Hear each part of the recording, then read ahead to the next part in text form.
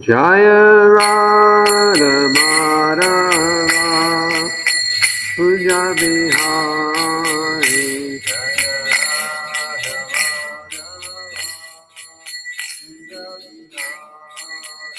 Jaya Radha Madhava Puja Bihari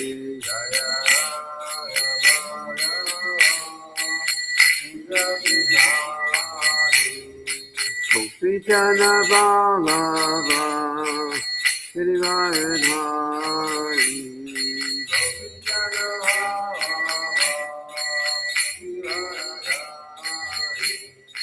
Gopi Jana Vallabha Giridharidhari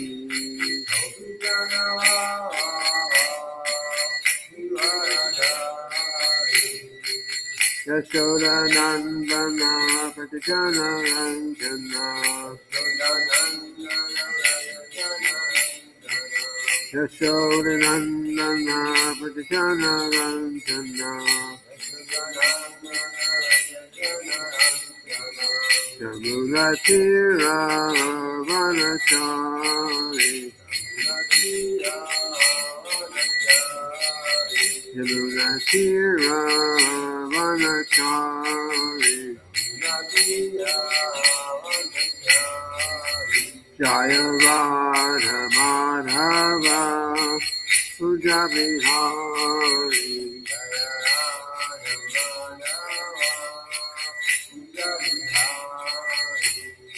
Gopi Jana Vallabha Giridharidhari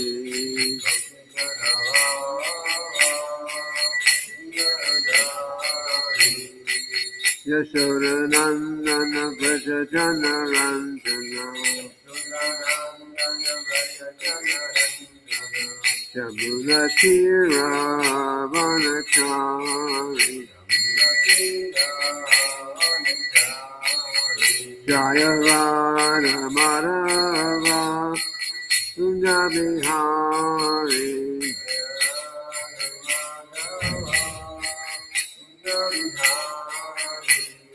Gopi Jana Vallabha Giridharidhari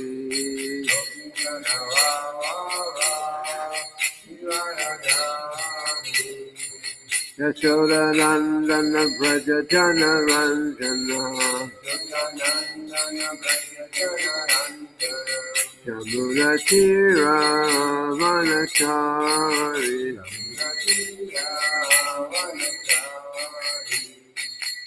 Hare Krishna Krishna Krishna Hare Hare Hare Rama Rama Rama Hare Hare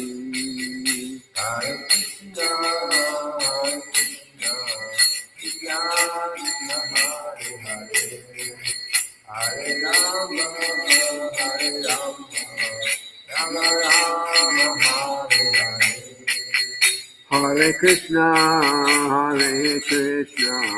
Krishna Krishna Hare Hare Hare Rama Rama Rama Hare Hare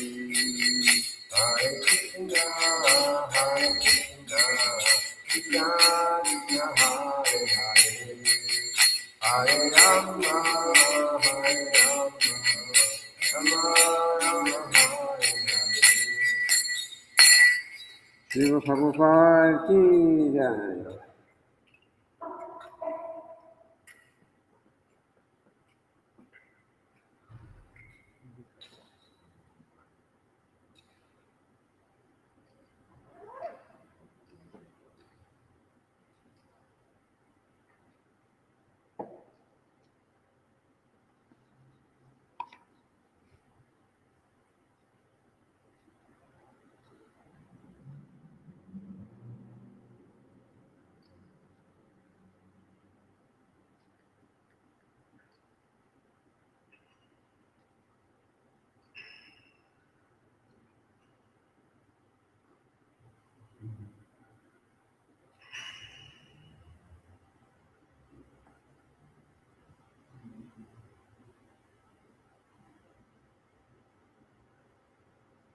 Someone could look at this for the verse.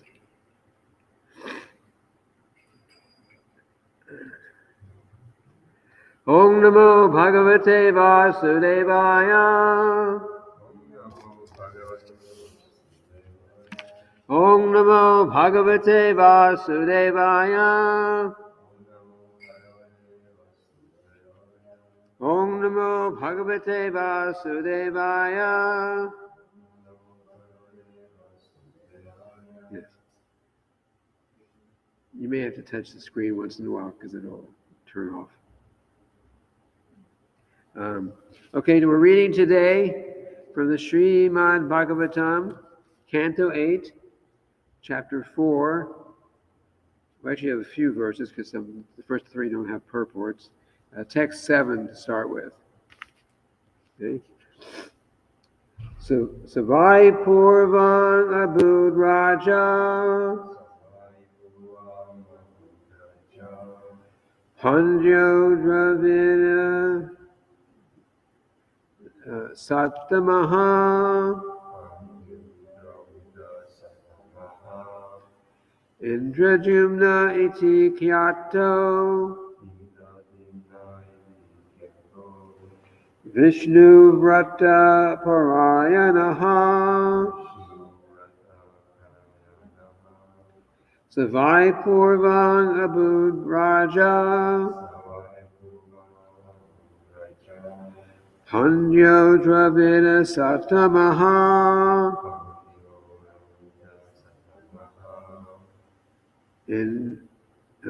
Indrajumna iti kyato Vishnu Vrata Parayanaha Savai Purvan Abud Raja Panjo Dravina Sattamaha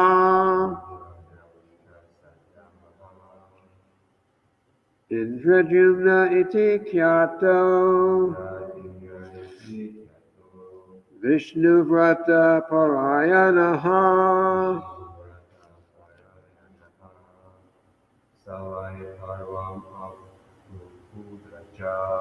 Savai Purvan Abud Raja Panjo Dravina Sattamaha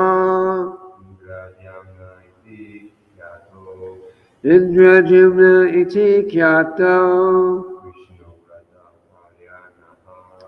Vishnu Vrata Parayanaha Savai Purvan Abud Raja Panjo Dravina Sattamaha Indrajumna iti kyato Vishnu Vrata Parayanaha.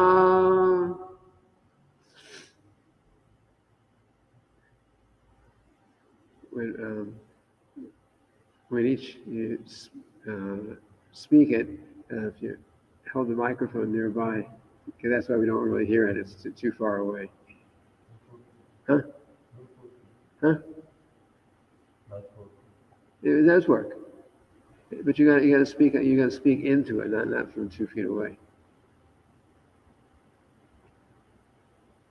Yes.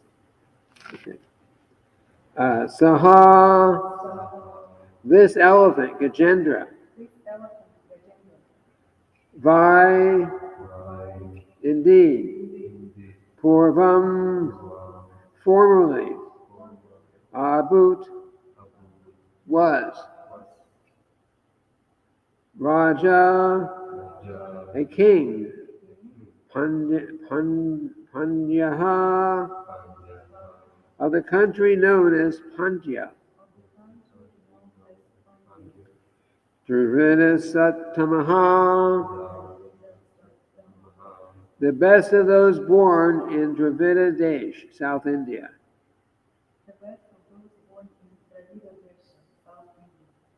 Indrajumna, by the name Maharaj Indrajumna. iti. Thus, Kyataha, celebrated.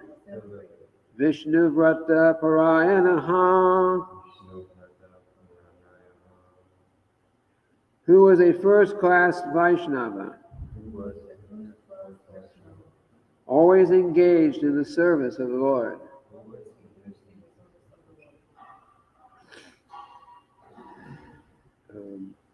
Translation.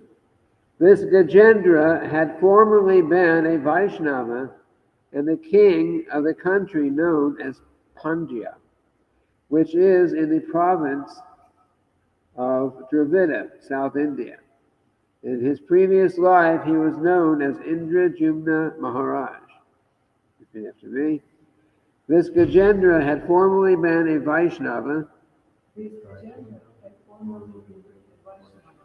and the king of the country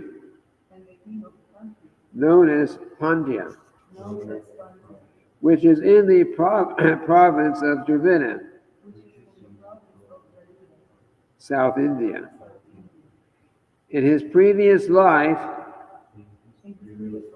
he was known as Indrajumna Maharaj. So no purport. So I think we'll just read the translation of the next two, and then the next three, and then the purport.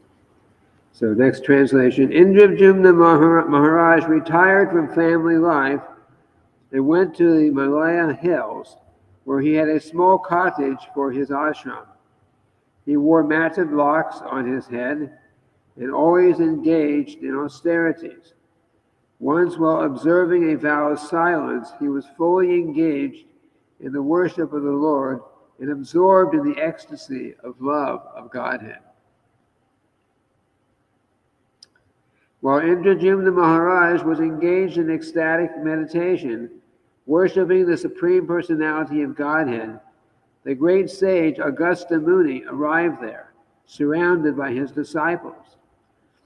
When the Muni saw that Maharaj Indrajumna, who was sitting in a secluded place, remained silent and did not follow the etiquette of offering him a reception, he was very angry.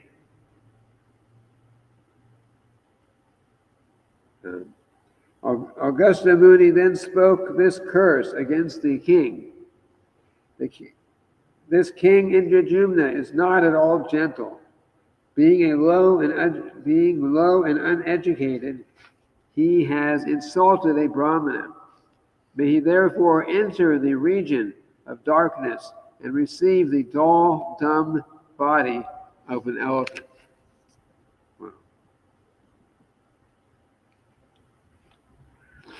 Like if somebody was chanting japa and was totally absorbed in their chanting japa, which is probably beyond what we can do right now. But imagine you're chanting your japa and you're completely absorbed in it, and somebody comes up and they expect you to greet them and offer obeisances to them and so on like that, and you don't because you're completely absorbed in your meditation on the Lord's holy names, and then you get cursed because you did not respond.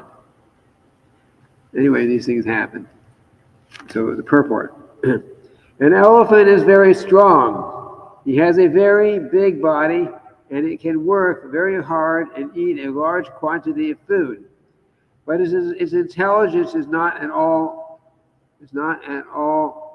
commensurate with its size and its strength. Thus, in spite of so much bodily strength, the elephant works as a menial servant for a human being. Augusta Muni thought it is wise to curse the king to become an elephant because the powerful king did not receive Augusta Muni as one is obliged to receive a Brahmana. Yet although Augusta Muni cursed Maharaj Indrajumna to become an elephant, the curse was indirectly a benediction, for by undergoing one life as an elephant, Indrajumna Maharaj ended the reactions of all the sins of his previous life. Immediately after the expiry of the Lord's, the elephant's life, he was promoted to the Vaikuntha Loka to become a personal associate of the Supreme Personality of Godhead, Narayan, in a body exactly like that of the Lord. This is called Sarupya Mukti. That point was made yesterday also. Yesterday's purport. 5 kinds of liberation. Om Jnana Timirandasya Jnana Shalakaya Chakshurun Militam Yena Tasmai Shri Gurave Namaha. So once again we see here's a saintly person who curses someone seemingly unjustly and probably not intending to any real good for it. But he cursed the king in that way. The same incident happened with Maharaj Parikshit. We read about the first canto, Srimad-bhagavatam. Maharaj Parikshit was at that time the king he was the emperor of everywhere, the whole planet. And there was a saintly person, Shamik Rishi was his name, and he was also very, very advanced in spiritual life, and he would sit in his hut, and he would sit there, and he would go into trance. Trance means 100% absorption in service of Krishna, in meditation. So when he was in trance, he was completely unaware about anything around him for that period. So Maharaj Parikshit, as kings did, he was out wandering around, checking his kingdom. Sometimes the kings actually would have to practice their the killing art, like killing some lion or tiger that had gone into the villages, because they had to practice like that. Of course, those lions and tigers got good spiritual benefit by being killed in that way. But anyway, he was out there hunting like that for that purpose, and all of a sudden, even though Maharaj Parikshit was very, very advanced in spiritual life, all of a sudden he became very, very hungry and very thirsty and extremely exhausted, which usually these things wouldn't bother him like that. But all of a sudden he became extraordinarily fatigued. And just at that moment, he happened to come upon this hut of this saintly Brahmana who was completely absorbed in meditation on Krishna. And the king, Maharaj Parikshit, saw him there, and the etiquette. Here's the emperor of the world coming into your hut, and to him, he couldn't understand because he's covered by Yoga Maya. The king could not understand that this person was actually in deep meditation. Normally he would have understood such a thing because he was also advanced, but he was covered, so he didn't actually see that. He just saw, here's this person, he's pretending to be meditating just to ignore me. So that was his thought. So he was completely overwhelmed by his bodily problems, which was also very unusual for him. So by Krishna's arrangement, both things happened at once. The sage was in meditation, and the king was was not understanding that the sage was in meditation, and he was experiencing some difficulty himself. So under these circumstances, for a moment, the king thought, okay, you're going to be like this to me, I'm going to assault you. And he assaulted him by picking up a dead snake that just happened to be laying on the ground outside of the sage's hut. Again, how many times do you find dead snakes just laying around? But somehow there was a dead snake laying there. And so he picked up the snake, and he gave it like a garland. Like we wear deities' flower garlands. So but as an insult, he put this dead snake around the neck of the sage, who was actually in meditation. So didn't know what was going on. But while he was doing this, the son of the sage, who was not in meditation, he was off playing with his friends, and he had some Brahminical powers. Even young children had certain powers like that. So he had certain Brahminical powers, he was really lacking in culture, in the Brahminical culture. He had a lot to learn still. He was young. So he saw the king doing this. He saw the king doing this, and he took it as a very bad way. That here's this king. He's so puffed up. He doesn't know who's really superior in society. And he's treating my father, the Brahmana, in this low-class way. I will curse him. I will curse the king. And he did. He cursed the king to become to be bitten by, he called it a snake bird. I think it was a magical thing that he's created. It was a snake bird. A bird is like a snake, but it would bite and kill.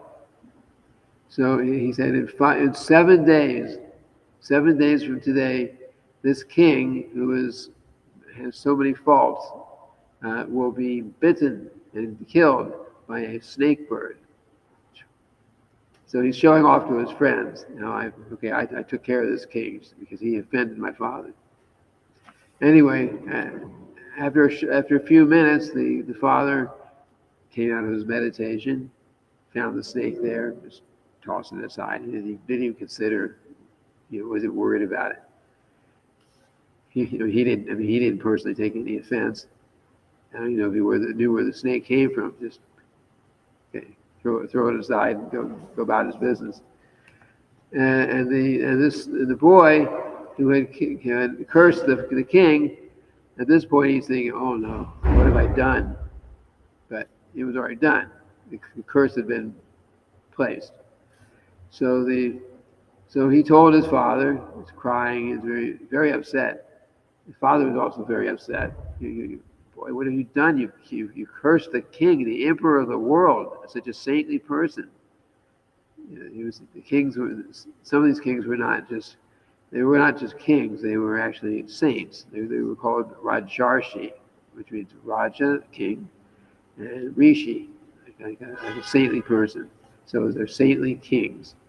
So Maharaj Parikshit was such a devotee like that, who was expert king and expert saintly person. So he told the father. The father thought, oh, what can I do now? My son has cursed the emperor to die in 7 days. This is no good. So the father immediately went to the king's palace and explained what had happened how his son stupidly had cursed the king in this way. And Maharaj Parikshit, who could have become very upset. Actually, Maharaj Parikshit was so spiritually advanced, he could have,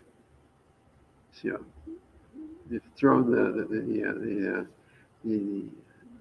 curse away. He didn't have to be affected by it. He was that powerful, spiritually and materially. So he let when the Brahmana sage told him like that, Maharaj Krishna was not upset. He thought, oh, very nice. Now I can finish up all my material botheration with this material world, and concentrate my life 100% in Krishna service. Because a king's life is very busy. There's so many things and so much politics and all this stuff you have to deal with. But he didn't take it in a bad way. He took it as this is actually a blessing from Krishna. Shows how advanced he was. and the King Parikshit, at that point, he gave up everything. And he was a young man, and he was young, healthy, he had friends. Everyone loved him. There was he had like the best of everything in the world. But in spite of that, when he got the curse, he said, "Oh, now is my opportunity to give up all this material activity and engage in the service of the Lord completely."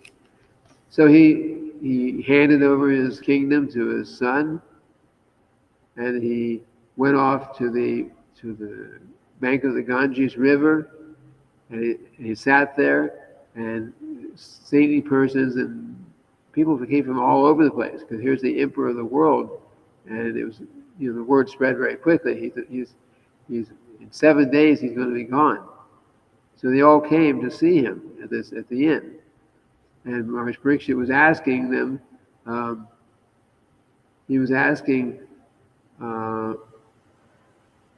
I'm sure he actually knew, but he was asking, what is one supposed to do when he's about ready to die?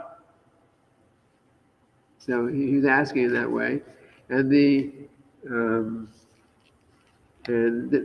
there are all kinds of saints and sages, saintly persons, and so on there. So they gave their advice, all kinds of advice. And then at one point, one special personality came by, Shukadev Goswami. You know Shukadev Goswami? Shukadev Goswami is the son of Srila Vyasadeva, who compiled the Vedas. So Shukadev Goswami, he came by. He was very advanced. The history, Shukadev Goswami was, he was an extraordinary personality.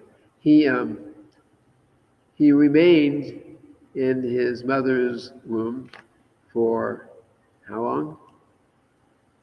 16 years. 16 years. Seems amazing, but this is what it says. 16 years, which he was full grown. So when he finally came out. And he didn't want to come out. That's why he remained there for 16 years. He really didn't want to come out, because he was already a self-realized soul, not a devotee of Krishna yet, but at least Brahman realized, and he knew what's the use of coming out and getting entangled in this material world? I'll just remain absorbed in the thoughts of Brahman, in personal realization. I'll just stay here like this. But while he was inside, Srila Vyasadeva was speaking. Maybe he was speaking to his wife, but also he was speaking to the child inside. He was speaking Srimad-bhagavatam. Srimad-bhagavatam was not created by Srila Vyasadeva, but he compiled it and organized it. And Srimad-bhagavatam, in one form or another, has existed since the beginning of the universe. Actually. So he was speaking Srimad-bhagavatam, the essence of it. And Shukadev Goswami was in the womb, and he's listening, and he's understanding it. And the conclusion of Srimad-bhagavatam is pure love of Krishna. So he remained there for years and listening and listening and listening. And finally he said, okay, now I have reason to come out, because now he can come out and to speak Srimad-bhagavatam. He had some purpose to life. He didn't want to be born. He didn't want to come out because he didn't want to become entangled in material life. But now after he understood, and he had spiritually elevated to becoming a pure love of Krishna. Then at this point, okay, no need to stay here anymore. Let me go out and share this with others. That was his mentality. So he did. He was born, and as soon as he came out, he immediately left. He didn't even get dressed. I mean, you're born with nothing on, right? He just left. He walked away quickly. And Srila Vyasadeva, you can imagine waiting for your child to come for so long, and as soon as the child comes, he was already like 15, 16 years old at that point, 16 years old, and immediately he gets up and he just leaves home. And, you never even see him. But this is actually the history. So he was walking around naked here and there. And he came in due course to this must have a while before when it happened. And he came to the bank of the Ganges, where Maharaj Parikshit was there, getting ready preparing to leave his body. And everyone who was there, there's a science called what's it called? Physiognomy. Yeah, you can, by looking at a person's face, looking at how they walk, maybe how they talk. I'm not familiar with the physiognomy, but by looking at someone, you can understand their characteristics, their qualities, and so on like this. So all these saintly persons there, they knew the science. It was just part of their knowledge. So they saw Sukadeva Goswami walking into the assembly, and they immediately understood his high spiritual status. And Maharaj Parikshit saw him also. Everyone saw him. So he also asked Sukadeva Goswami these questions, and Sukadeva Goswami immediately started speaking the Srimad-bhagavatam. So this is the first time after what Srila Vyasadeva has spoken. This is the first time the Srimad-bhagavatam was spoken. So he heard. So in 7 days he heard this entire Srimad-bhagavatam and understood it. And Maharaj Parikshit, during those 7 days, he didn't sleep, he didn't eat, he didn't drink. These are extraordinary souls. But he was completely 100% absorbed in the thoughts. So Srimad-bhagavatam is full of questions and answers back and forth. And Srimad-bhagavatam actually, there are many different conversations going on in the Srimad-bhagavatam. So this is when the Srimad-bhagavatam actually starts. When it actually starts, it tells about the sages of the Naimisharanya forest, who I've mentioned before in a previous class. So that happens after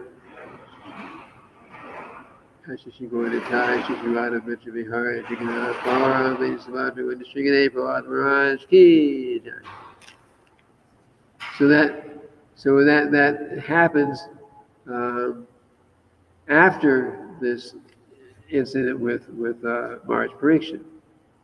Sometime after that, because one of the devotees, Sutta Goswami, who was there at the time that Sukadeva Goswami was there, and Maharaj Parikshit was hearing Srimad-bhagavatam, he also heard. So So these, in those days, was not at all unusual that a saintly person um, was actually it's called a Shrutidar. You know what a Shrutidar is? Shrutidar means one who they can hear something one time and remember it perfectly, forever, always for the rest of their lives. We don't find this very much in Kali Yuga. We're pretty bad off. But it was common, it was normal for people back then. In fact, before 5,000 years ago, the Vedas weren't even written down. Everyone heard them, remembered them, understood them from hearing one time. So this is but in any case, we try to stay on what we were first talking about. That was another incident where someone, by higher arrangement, by Krishna's arrangement, was cursed in some way, and then ended up getting a benediction. So the curse was what I said, you're going to be bitten by the snake bird in 7 days, you're going to die. The benediction was he got that opportunity in those 7 days to hear the entire Srimad-bhagavatam, and of course, and understood it, of course, because he was actually Maharaj Parikshit was very advanced. So he got that benediction that he could hear the entire Srimad-bhagavatam, become fully Krishna conscious, and at the end of those 7 days, go back to the spiritual world. So same thing we're reading about now with Gajendra, the king Indrajumna, who in his previous life, he was a king, but he was a very saintly king. He was very advanced. So although he took that birth as an elephant, he as a result of having taken that birth, he went back to the spiritual world. So you may say, well, why did he have to go to the trouble to take birth as an elephant? Why didn't he just go back to Godhead from being a king? He could have, of course, but sometimes the Lord engages his devotees, his advanced devotees, in certain ways to teach others, like us,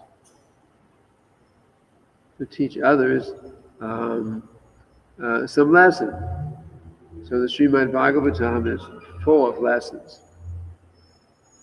It's full of lessons, Krishna conscious lessons. And sometimes the Lord will engage his pure devotees in certain situations, so that so that others can learn from them, from that situation. Even Yamaraj, Yamaraj is the Lord of Death, the demigod who's in charge of judging people. You're religious or irreligious, sending them to hell, sending them to heaven, like that.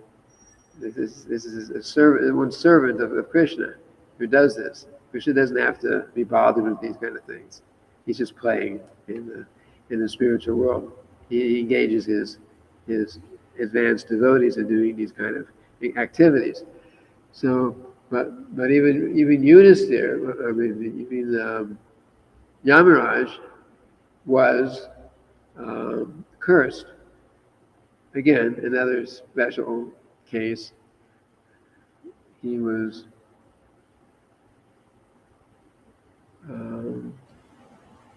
the exact incident.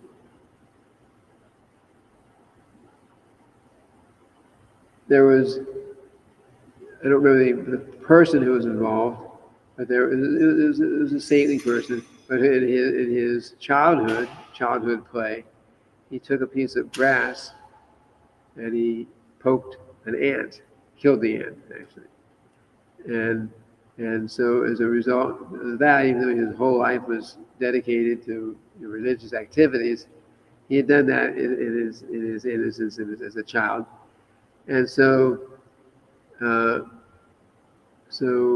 when he and then one time he got accused of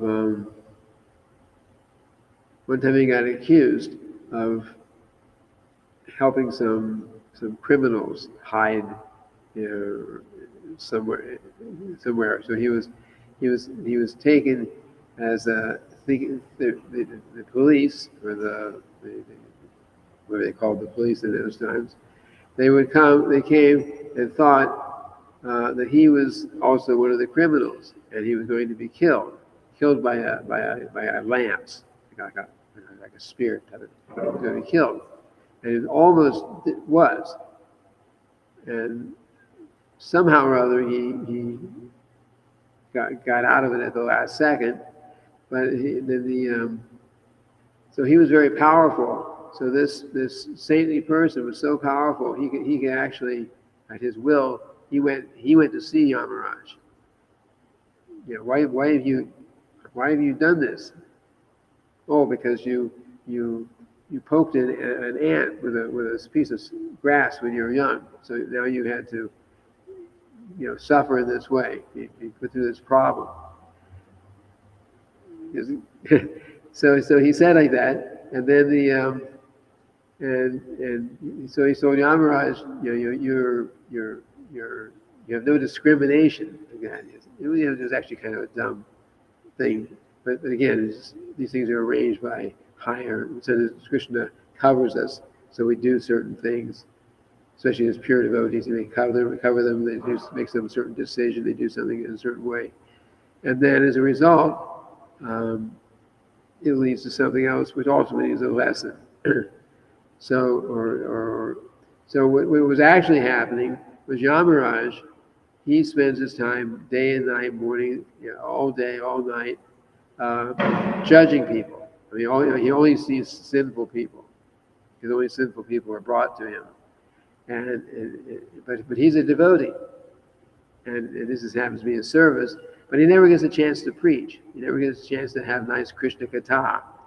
Because where he is, nobody's interested in Krishna Katha.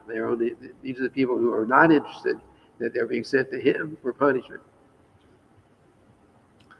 So the actual meaning, the actual purpose of that curse was that, and the actual curse was, when the saintly person that went to see Yamaraj to complain, the actual curse was, okay, because you're acting in this very low class way, making these stupid decisions like this, then you need to take birth as a Shudra, from Lord of Death to a low class person in society. So he took such a birth, but he wasn't really Shudra. I mean, he didn't have qualities of a Shudra, but what happened was he was in the home of, I remember all the details now. Anyways, his mother somehow, the father was an advanced person. The mother was like a housekeeper, sort of like she was like Shudra tendency. So anyway, so he took a birth. He was considered Shudra in that way. But he was actually a very saintly person, very saintly. But because of that, and there's a whole history there in the Srimad-bhagavatam. So I won't go into the whole history because the class would never end. But he got a chance to preach. He also got a chance to travel. He had a meeting with a saintly person named Maitreya Rishi, and which is all elaborately described in Srimad-bhagavatam. So much just hearing and chanting about Krishna in their conversations like that. So, but he would never have gotten that chance had he not been cursed. So he had this period of time where he actually got a chance to hearing and chanting about Krishna, preaching, and so on, because of the curse, which was a situation created to give him it was created to give him a chance. And of course, we learn a lot from his life and from the hearing and chanting and the preaching and so on that he was experiencing with Maitreya Rishi, and then ultimately his name was Vidura, actually, in that birth, Vidura. So he was the brother or brother-in-law, exactly, in the house of the Pandava's house. So in the end, in Dhritarashtra, after the battle of Kurukshetra, he was still living in the house. Dhritarashtra was the father of all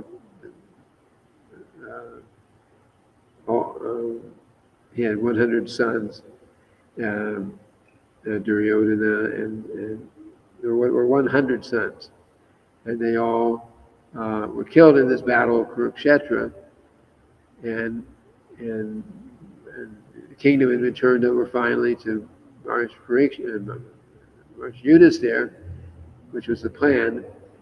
And still, Dhritarashtra, who had offended everyone, he encouraged his sons to fight and try to destroy the Pandavas and all.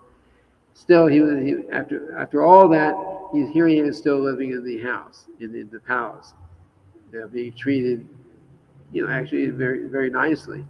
And so Vidura said, "Hey, what are you doing? You're just you're living just like a dog in your master's house. You should do something with your life." So he convinced him. He preached to him to go out and perform some kind of austerity, some kind of meditation, to make some use of your life. And he did. He meditated as far as he could. It basically he meditated on Brahman. Ultimately, he gave up his body and merged into Brahmajyoti or something. Anyway, point is that Vidura, who was Yamaraj in his previous life, due to that curse, got a chance to do all this preaching.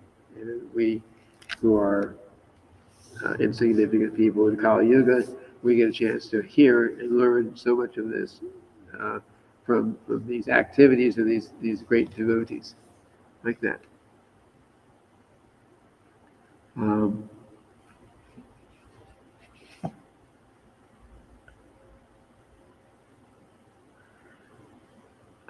Are there any questions? Yes, actually, since yesterday, can you maybe right, close up in the microphone. Go over these 5 levels of mukti. So you mentioned the first one is reaching Brahmajyoti. That's the lowest one, yes. And then the highest one that you mentioned yesterday is Swarupya. Yes, Swarupya mukti means you have the same body. You look like God. Your body, your actual body, is just like Lord Narayan in Vaikuntha planets. There's another one is to live on the same planet with God. Another is to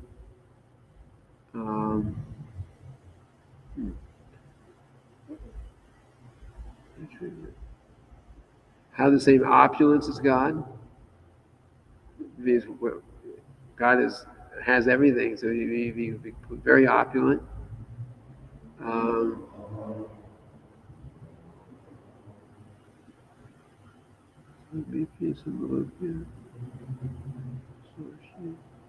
missing one. It's not coming to me. And you mentioned if one lives on the same planet with God, they're still realizing that He is God. That's Vaikuntha planets, yes. Vaikuntha planets, everyone knows who is God. But on the highest plane, they just play and they do not realize that. That's right, Krishna Loka. So there are basically just unlimited Vaikuntha planets, but there's only one Krishna Loka, which is bigger and better than all the others. And on that Krishna Loka, yes, you're there. Krishna is there, and you're there, and you have everyone has their loving relationship with Krishna, but nobody actually understands that Krishna is God, which is the most intimate. And that's actually what pleases Krishna. What Krishna really doesn't get into, he doesn't really like relish so much people standing around just offering prayers and like that. That's there. We do it here. We need it, but that's not really what pleases Krishna the most. When one becomes, pure, completely pure, then he prefers that you just forget that I'm God, and we'll just play. So the rasas are different there in Krishna Loka. You can be the father or mother of Krishna. We were talking yesterday. You can be the friend of Krishna. Krishna has so many coward friends and coward boyfriends. You can be a servant of Krishna, but you don't understand that Krishna. You don't understand that Krishna is God. He's just your servant. You see, Krishna is the most wonderful master. You just love serving him. In the material world, nobody wants to serve. Nobody wants to be servant. You tell someone you're a servant. No, I'm better than that. I'm not a servant. No, but in the spiritual world, to be a servant of Krishna is special. I mean, it's amazing. And in fact, all these positions are actually servants of Krishna. But to be a servant of Krishna, actually understanding that I'm a servant of Krishna, that's one level. Be a parent of Krishna is also being a servant of Krishna. Because if you have, even in this world, if someone's a father or a mother and they got young children, they're constantly serving the children, right? I mean, you got to feed them, you gotta take care of them. You feed them, give them clothing, make sure they go to school, make sure they try to keep them happy, to keep them safe. It's so many things. So how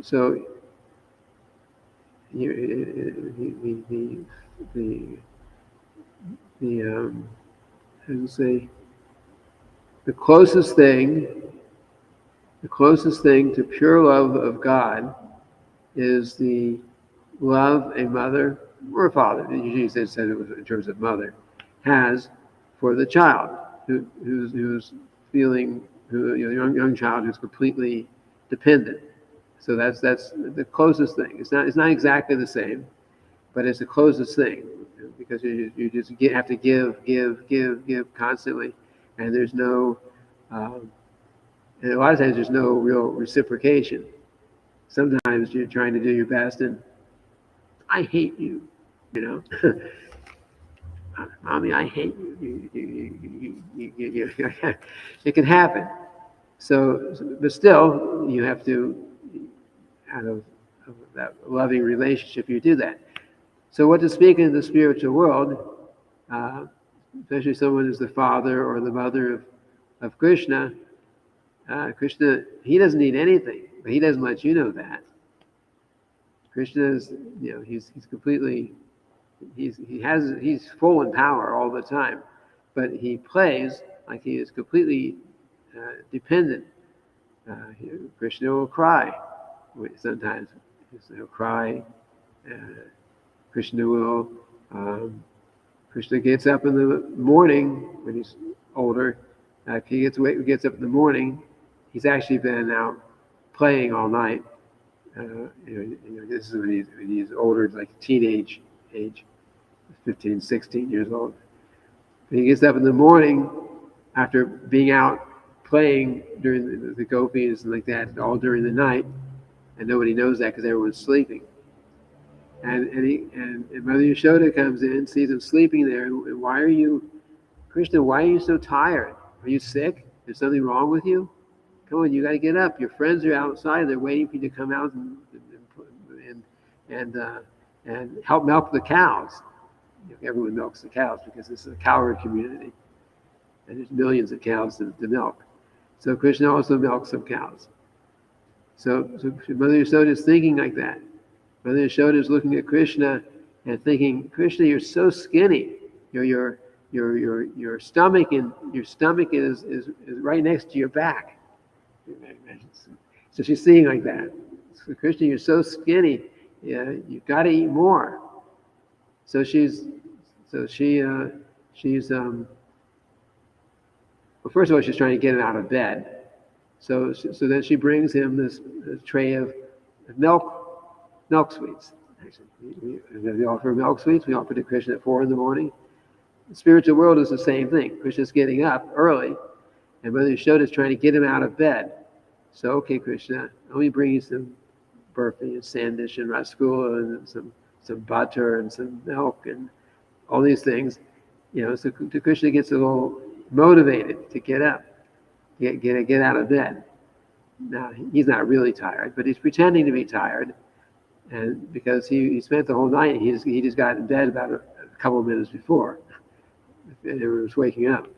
So this is actually what goes on in the spiritual world every day. So then the Mother Yashoda is thinking, okay, Krishna, you're so skinny, you've got to eat. If I don't feed you, if I can't convince you to eat, you're going to die. You got to eat something. So she makes all these elaborate arrangements every morning. There's this song that we sing, but we haven't sung it recently. We sing one morning. It's Vaja Bhakata Vatsala Shri Guru Hari. Shri Guru Hari Soe Goshna Bihari. I mean, it's a long song. It's all talking about Krishna's breakfast. And there's like many preparations. So Mother Yashoda is calling Rohini and other elderly gopis, and she arranges for Radharani to come over just to cook something for Krishna. Every day she has to convince Radharani's parents to let her come just to cook something, and then don't worry, I'll send her home, like that. And so they make every morning they make this elaborate, big breakfast for Krishna. Because Mother Yashoda is thinking, if I don't feed Krishna like this, then he's going to die, and he's not eating. She feels that way, motherly affection. So she's thinking this way, and then she's thinking, oh, well, Krishna will, and then she calls Radharani and some of the other gopis because she knows he'll eat more if they cook. So she makes this arrangement every morning. And then she invites some of the boys, the coward friends. Okay, you go home, you get cleaned up, and come back and eat breakfast here today. Because they know she thinks Krishna will eat more if his friends are here. In that way. So they do, every morning they do this. And so this is an elaborate feast. You can look in the song, all the preparations. And